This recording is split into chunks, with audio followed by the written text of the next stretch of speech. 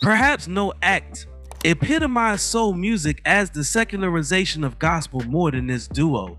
Certainly, this duo hits are among the most soulful ever to crack the Hot 100. The centerpiece of today's video is all about Sam and Dave.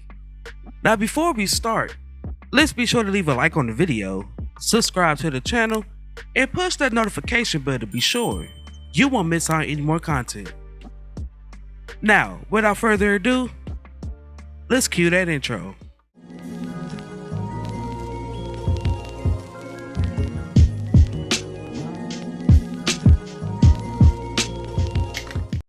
Samuel Moore and David Prater were both raised in the South, where they sang in church as children.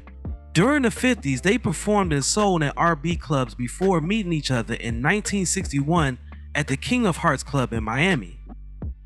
Moore was hosting an amateur night contest where Prater was singing. Once Dave forgot the lyrics to Jackie Wilson's Dogging Around, Sam coached him through the song. Following that night, the singers became a duo and soon became a popular local Miami act and signed with Roulette Records, releasing a handful of singles. In 1965, they signed with Atlantic Records, but producer Jerry Wexler moved the pair to the label Stax subsidiary. Working with Stax's house band and songwriters producers Isaac Hayes and Dave Porter, Sam and Dave created a body of sweaty, gritty soul that ranks among the finest and most popular. The duo's 1966 debut, You Don't Know Like I Know,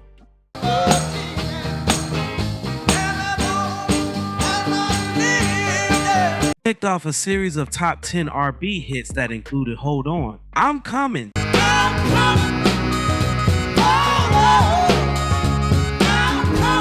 You Got Me Humming,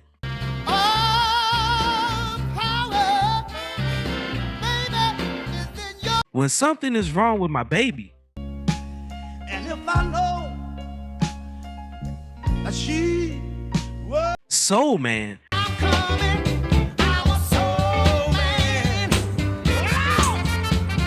and I Thank You. But you did, and I thank you.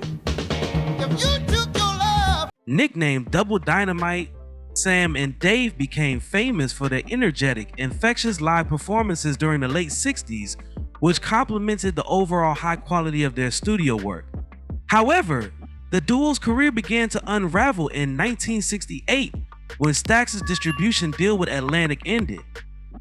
Since Sam and Dave were signed with Atlantic, this means they no longer had access to the production team of Hayes and Porter or the house band of Booker T. The MGs and their recorded work took a slight dip in quality.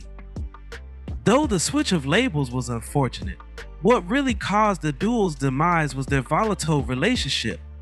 While the duo had enormous creative energy, they frequently fought off stage. They may have communicated on stage, but behind the scenes, it was reported that the duo could hardly stand each other's presence. The tension caused Sam Dave to part ways in 1970, just a few years after their heyday. During the 70s, Sam Dave reunited several times to little attention.